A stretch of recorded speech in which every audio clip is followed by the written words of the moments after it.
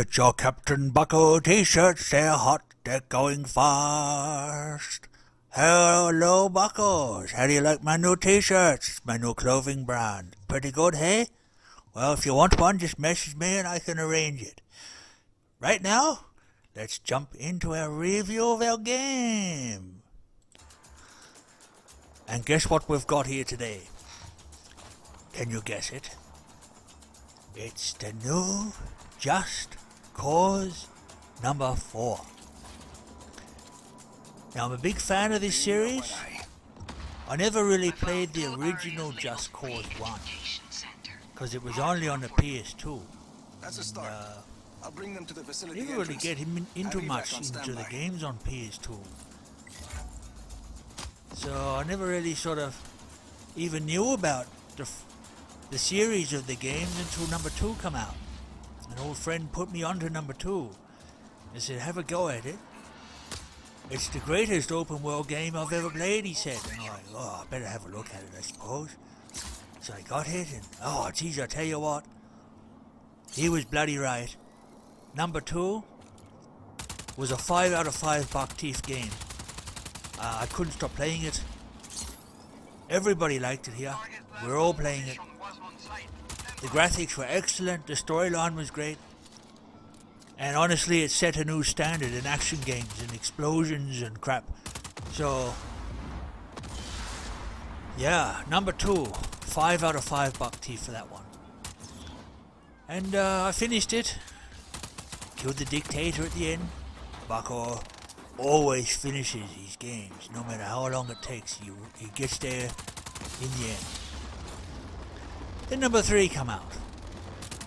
I had high hopes for number 3 or 4. This is going to be an improvement on number 2. The graphics will be better, I'm thinking. The explosions and stuff will be better. And wow, it wasn't the great follow-up that I was expecting. Number 2 was so good. Number 3 was average, very average. I still enjoyed it. I played it until I finished it, so I mean that says something. What would I have given number 3 though? Probably only a 3 out of 5 buck teeth. Okay, and now this one's come out. So because number 3 was only average, expectations for this were not great. My teeth vibration was on low settings, so I was not expecting much. I'm surprised, actually. I'm enjoying it. I would say I am enjoying it more than number 3, but maybe not quite as much as number 2.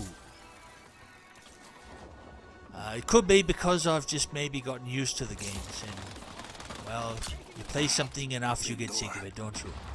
There should be a control panel you can use. But I'll tell you what, there's a lot of things that have changed in this from number 3. Okay, well, let's go through them. First of all, explosions and graphics and stuff like that are... while I wouldn't say it's the greatest looking graphical game I've ever seen, it's actually pretty nice. I'm playing this quite easily in 4K on ultra settings, so I mean it's not really breaking any bounds. Most games that sort of have a lot of texture detail and high amounts of detail will tax you. If you try to run it in 4K, you will drop frames to the point where it starts to lag and stagger. Not so with this one, so it's not really taxing the graphics card at all. 4K smoothly at 60 frames is no problem. We'll have to fight our way out. So, graphics, it is improved though. Like I said, not the greatest looking game, but definitely improved over number 3. The explosions and the effects are definitely better than number 3, and a lot better than number 2. There's a different storyline to this one now, in that you're actually like in charge of a rebellion, and your troops, as they you win a few battles here and there, your troops, you can advance their front line. The front line will move and you can make your troops surge forth. Now that is definitely a big improvement over the first few games in the series. They haven't had anything like that. Number 3 actually didn't break any boundaries at all, had really nothing in it from what number 2 wasn't offering. I would say if you're going to play this series for the first time, start with number 2. Don't bother starting with number 3. There's a lot of helicopters, there's jets and planes and motorbikes, cars, machine guns on the back of things, and different weapons. And you can like hire a drop-off, and he will drop off you a helicopter or a gun. Or progress in the game, you unlock more things that he can drop off. Now there's a big change in my favorite part of the game, which is the grappling hook. Now this is what really makes the game. It's the grappling hook. The grappling hook, you can... Number 3, they did a few more new things with it that number 2 didn't have. As you just seen there, I grappled that fella and kicked him in the face with my superior buck-tooth flying kick. So you couldn't do that in number 2. This one you can do a few more things with the grappling hook. Namely, you can you can put like boosters on the back of things. So like you hook up a couple of boosters on the back of a boat, and then you turn it on and it goes woo. It's like having 2 rocket packs on the back of it. You can do it on cars. You can make a rocket pack go on a guy and send him off flying around with a rocket on him, buckos. It's quite amusing to watch it. The other thing you can do is you can basically put balloons onto everything. Almost like a... if you ever played Metal Gear Solid, the Phantom Limb, you could like put balloons on all the enemies and they'd fly up out of the war zone. Well, you can sort of do the same thing to these guys. You can just set the balloons on them and they just fly around on the balloons. It's really quite fun. This is one of the reasons I love the Just Cause games. I don't find them to be fantastic and riveting in the storyline. In fact, to be quite honest, I can't even really tell you what the storyline is to this game because I'm not really paying attention to it. I'm just mucking about, blowing crap up, killing things, having fun with boosters and all that kind of stuff. So I haven't really taken a lot of notice of what the storyline is. But this is my favorite way to travel around what I'm doing here at the moment. If you're wondering what I'm doing, you put your parachute up and then you just like hook onto the ground. Whoa, bucktooth, flying bucktooth kick. Take on this. Yes, getting back to it. As you fly around, you can hook onto things, and basically, it's as good a transport as you will need to get you around the map. Oh, I should also talk about the map. Number 2 was pretty big. Number 3 was a little bit bigger. I didn't think I was ever going to get through number 3. This one, by God, Buckos, it's massive. The map is absolutely insane. It's going to take me. It's going to take me a year playing this to get through this. It's huge. So I think the developers they did take on board their criticisms of number 3. Yes, number 3 didn't score well. Most places only scored at like 39-40% out of 100. I wouldn't go that far. I don't think it was that bad. I would probably have scored it maybe 60. But anyway, they took on board their criticism. They've improved this one out of sight.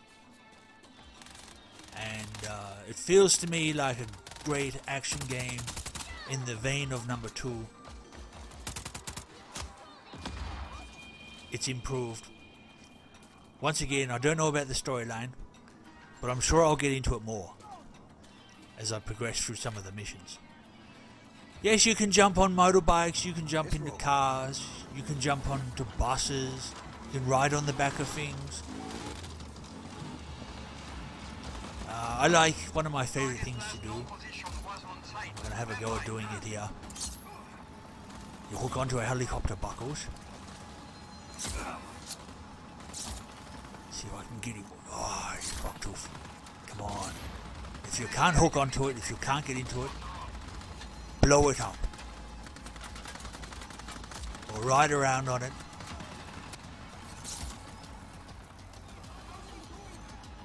There's snipers, as you can see, hanging out the sides. He's got a bloody sniper rifle. Yeah, take on this. How do you like that one? I've run out of bullets, Bucko. Never mind. Okay, we're skipping here. I'm going to show you a bit here. Okay, this is the map. See the red lines here? That was like the front line where your rebels have taken. That expands out more and more as you progress, and your rebels take on more territory as you win missions. Okay, this is quite complicated in the menu system, how you've got to skill up and unlock your skills. It does teach you how to do it at first. As you can see, it's telling me what buttons to press. But yes, it is going to be a very complicated learning curve to get through this menu system. It's one of my criticisms of the game, actually. I think they've made the menu system a little bit too over complex. So you get used to it maybe, but I'll tell you what, it's a big learning curve. Okay, so there you go. I've hooked up a rocket, only I haven't done it in the right order. I couldn't really work out what to do here, Bucko. I was like, what meant to do? Could have put a booster here. Alright, I'll put one there. Then put another one over there.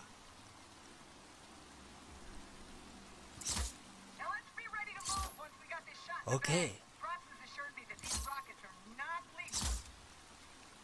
Watch this, Buckles.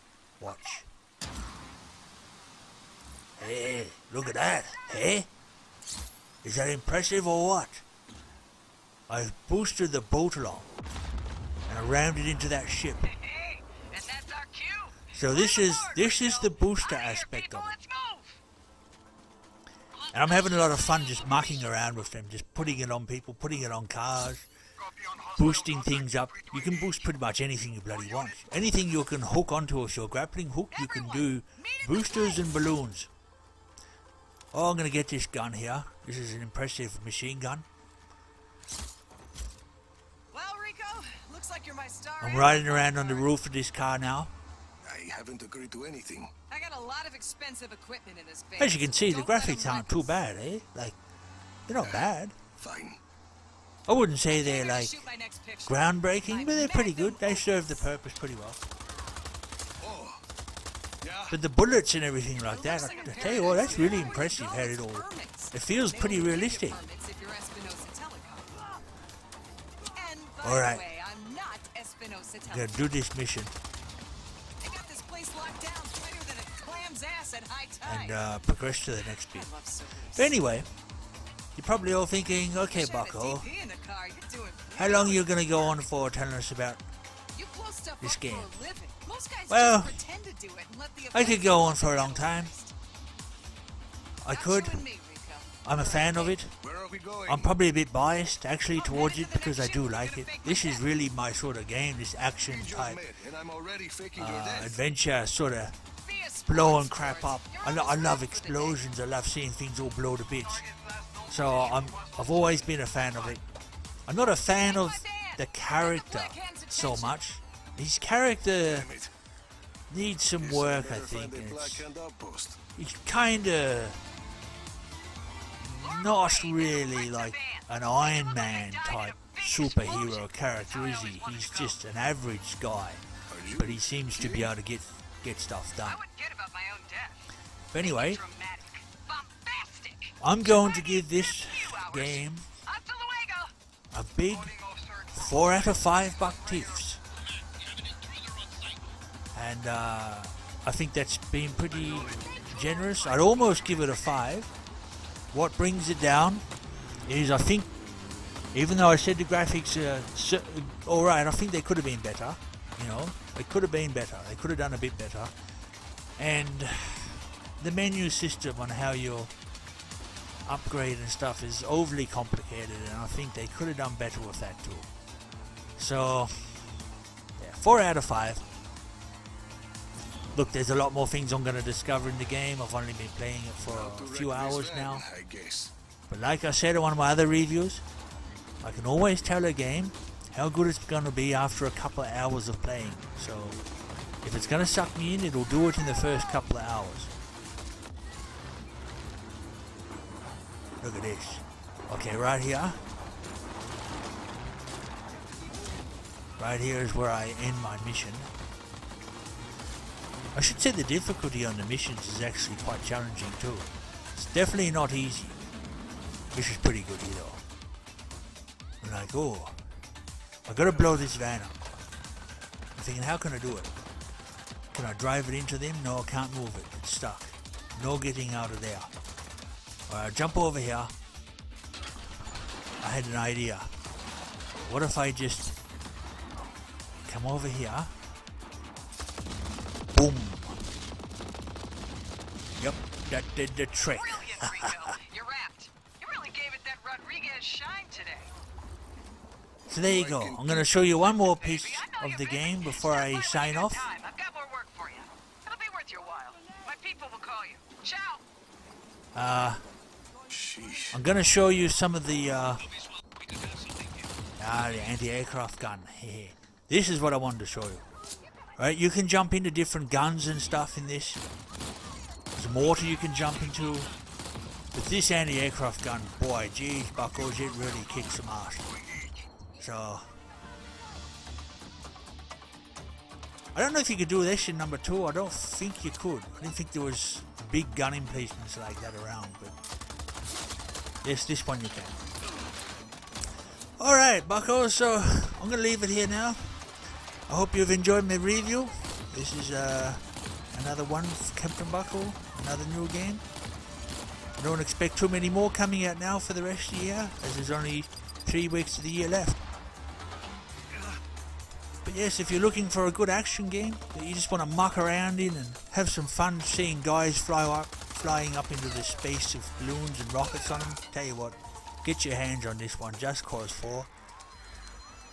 And if you've liked my review, hit a like and subscribe to my channel. And this is Bucko One Kenobi signing off. Good luck.